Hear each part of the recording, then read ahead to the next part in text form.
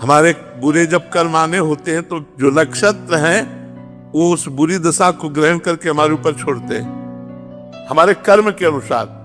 अगर कर्म हमारा सही है तो नक्षत्र भी सही हो जाएंगे।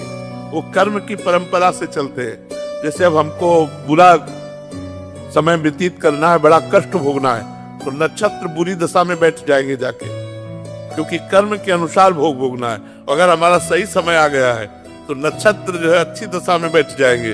और एक दशा हम तुम्हें बताए देते हैं, यदि भगवान की शरण में हो तो 7.5 शनिचर रोज लगा रहे, कुछ नहीं उखाड़ पाएगा।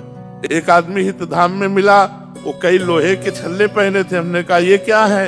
बोले घोड़े की नाल के हैं। तो हमने कहा इनसे क्या होता है? बोले शनिचर का प्रभाव नहीं चढ़ेगा हमारे ऊपर।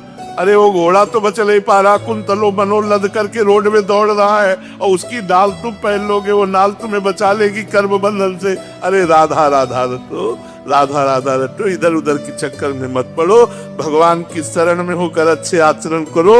जो ग्रहण है, जो नक्षत्र है, जो जितने भी, ये सब अनुकूल हो जाएंगे।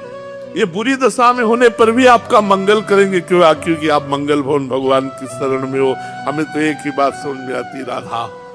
जहाँ राधा वहां कोई बाधा नहीं। जिसको 7.5 चढ़ा हो, राधा राधा रटना। अगर कुछ बिगड़ जाए तो हमें बता देना। और ऐसे चाहे कुंतलो तेल चढ़ा दो, शनि भगवान प्रसन्न होने वाले नहीं। भगवत विमुख होकर मनमानी आचरण करने वाले के ऊपर ये देवता है, ये सब नक्षत्र देवता है, और ये सब भगवान के पार्षद है। जब आप भगवान के सम्मुख हो जाओगे तो ये कृपा करने लगेंगे, ये आपका विरोध छोड़ देंगे। और जब आप भगवान से विमुख आचरण करोगे तो यही आपका विरोध करने लगेंगे, अशांति पैदा कर देंगे, विघ्न पैदा कर देंगे, विपत्ति पैदा कर देंगे।